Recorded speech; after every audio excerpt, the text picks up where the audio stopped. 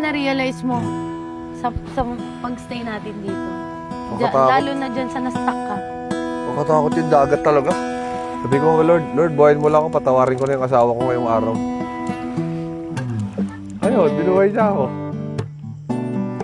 Masyado kikili ang buhay para magalit.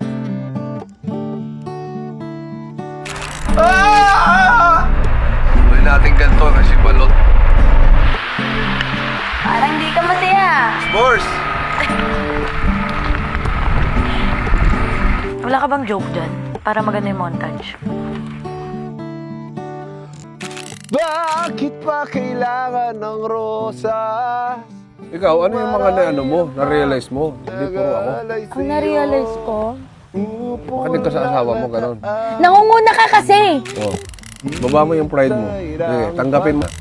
At ako naman, matututo ako magpatawad ng mas mabilis. Oh, ika, ayoko nyon. Gitara. Aray, hindi naman maganda eh. Sa gitara.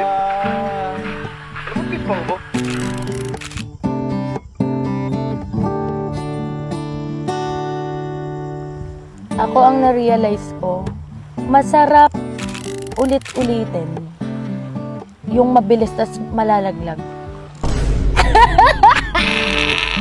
Hindi masarap yun. Pikod ka na naman.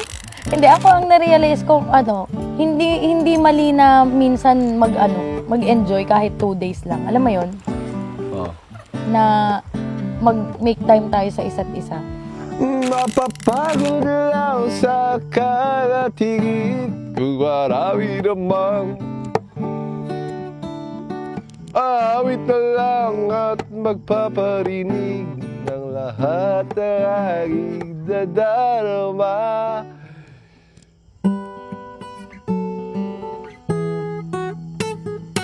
Pero anong na-feel mo nung una na dinala kita sa sasakyan na hindi mo alam saan papunta? Wala, parang masayang adventure. Pero sulit naman pagdating dito. Ganda dito sa Las Calas. Sa gitara.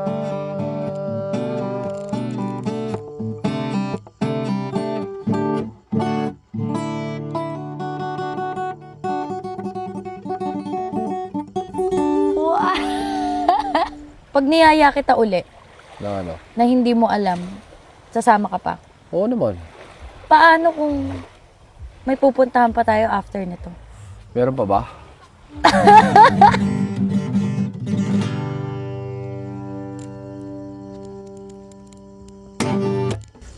Diba?